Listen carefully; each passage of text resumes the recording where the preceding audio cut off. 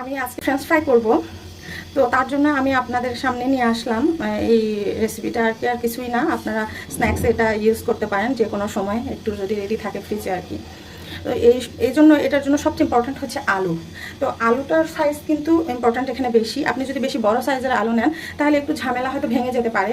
আর যেহেতু আমি এক্সপার্ট না, সেহেতু আমি খুব বেশি বড় আলু ব্যবহার করব না। আর বেশি বড় আলুগুলোর ভিতরে কিন্তু একটু মানে পোকা ধরে থাকে, নষ্ট থাকে, যার কারণে সবচাইতে বেস্ট হবে যে এই সাইজের মিডিয়াম সাইজের আলুগুলো একদম বেস্ট হবে। আমি আলুগুলোকে এভাবে ছিলে নিয়েছি, আমি দেখাবো এখন এটাকে আমি কীভাবে কাট করবো।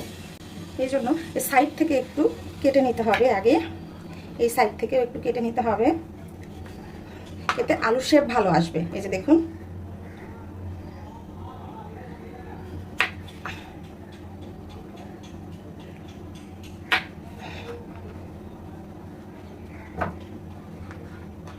এখন আপনি আপনার ইচ্ছা মতো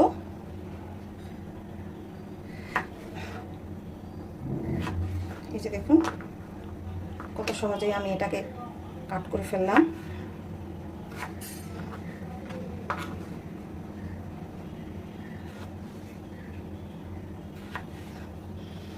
হয়ে গেল আমার ফ্রেঞ্চ ফ্রাইসের জন্য আলু আর কি কাটিং। আপনারা চাইলে এই সাইড থেকে এভাবে এটাও একটু কেটে নিতে পারেন, এতে কিন্তু ফ্রেঞ্চ ফ্রাইসের সাইজগুলো খুব সুন্দর হবে, দেখে মনে হবে যে একদম দোকানের আর কি।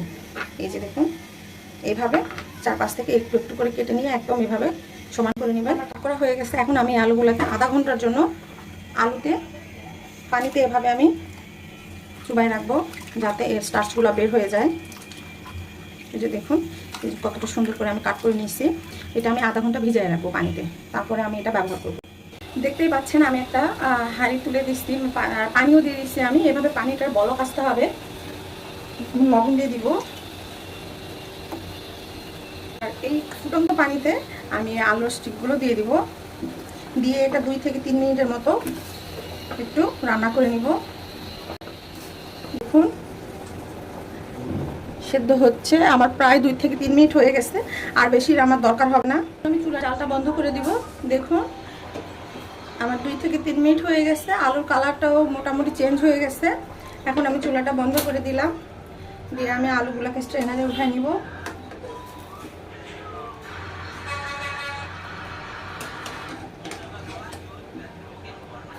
এই যে দেখুন আমার নেওয়া হয়ে গেছে। আমি এখন এটাকে কিচেন টাওয়ালে নিব। মোটামুটি আমি পানি ঝরাই নিচ্ছি, আমি দেখাই দিচ্ছি। তো আমি একটা টাওয়াল নিয়ে নিচ্ছি, আমি এর উপরে আলুগুলা দিয়ে দিব। এর গায়ে কোনো পানি রাখা যাবে না আলুর গায়ে, তো এভাবে একটু সোক করবেন।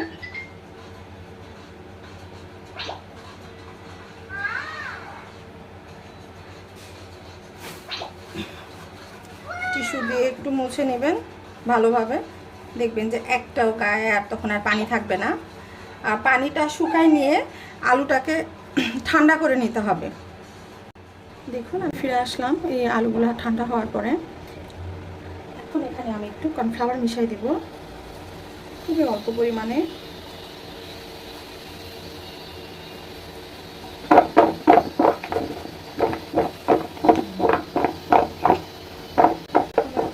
মাখানো হয়ে গেছে।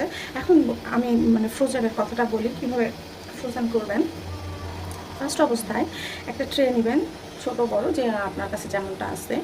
এই আলুগুলা এভাবে একটা একটা করে, যাতে একটার সাথে আরেকটা না লেগে যায়, এভাবে নিয়ে ডিপ ফ্রিজে রেখে দিতে হবে আপনাকে মিনিমাম 6 ঘন্টা।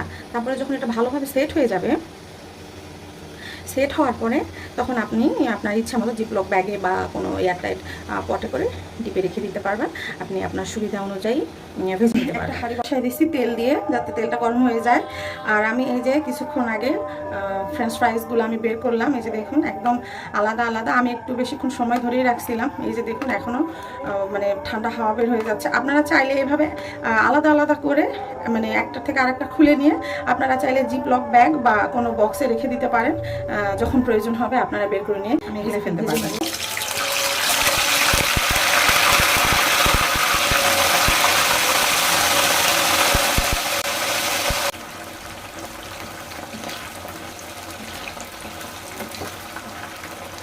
দেখুন একদম ভালোভাবে ফ্রাই করা হয়ে গেছে। যদি একটু কালার চলে আসে আমি এখন নামাই নিব। এই যে দেখুন এক পিসটি কিন্তু সুন্দর আছে, আর একদিকে একটু বেশি ব্রাউন কালার হয়ে গেছে। আমি এটা এখন নামাই নেব।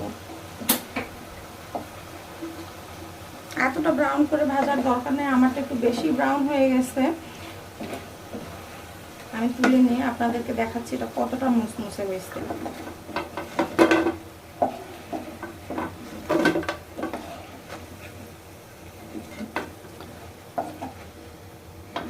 হয়ে গেল আর মুচমুচে ক্রাঞ্চি ফ্রেঞ্চ ফ্রাইজ। এই যে দেখুন কত আওয়াজ শুনে কিন্তু বুঝতে পারতেছেন। তো এটা এখন অনেক গরম আছে, এই অবস্থায় পরিবেশন করলে একটু নরম হয়ে যাবে। খানিকক্ষণ রেখে দিলে এটা যখন ঠান্ডা হয়ে যাবে তখন কিন্তু খেতে কিন্তু যেমন মজাদার তেমনি কিন্তু আপনার তখন মচমচে ভাবটা চলে আসবে। তো আপনারা যে কোনো ধরনের সস দিয়ে এটা পরিবেশন করতে পারেন। আমি আপাতত টমেটো সস দিয়ে করতেছি। তো যাই হোক, যদি ভালো লেগে থাকে লাইক কমেন্ট শেয়ার অবশ্যই করবেন, আর অবশ্যই বাসায় ট্রাই করবেন করে